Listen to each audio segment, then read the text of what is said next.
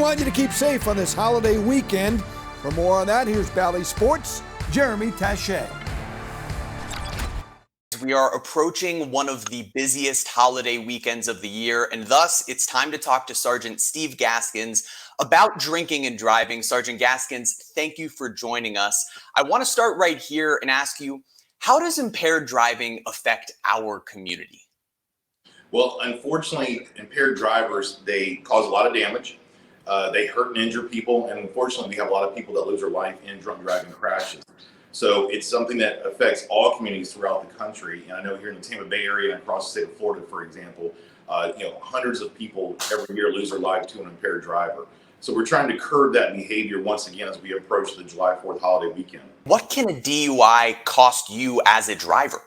When arrested, you're looking at $10,000, $15,000 worth of legal fees, jail time. People that injure, maim, and kill others, you're looking at spending decades in prison. And so, of course, it's a very problematic situation for you. You're going to lose your job, most likely, in a lot of cases. The stigmatism from your friends, family, and neighbors. So there's a lot of repercussions for impaired drivers out there. There's a lot of reasons not to do it. What can someone be doing if they see someone driving under the influence? We ask all motorists out there when they're on the highways, if they see what they believe is an impaired driver, an aggressive driver, or any kind of situation, be the eyes and ears for law enforcement. Reach out to the Highway Patrol, star FHP, star 347. That number is good throughout the state of Florida.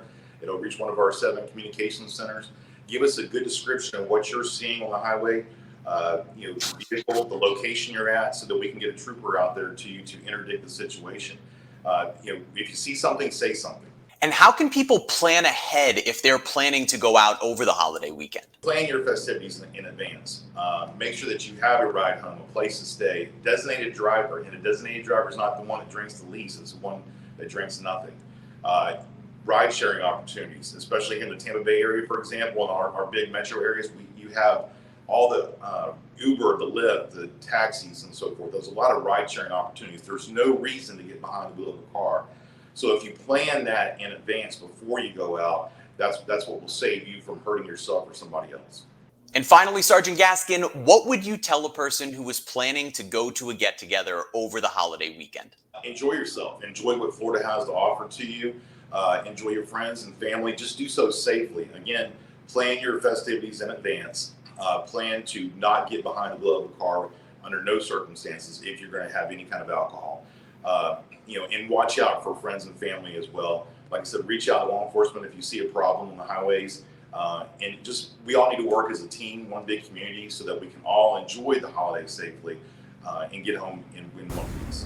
Good advice. Thank you, Sergeant Gaskins. Pick the stick.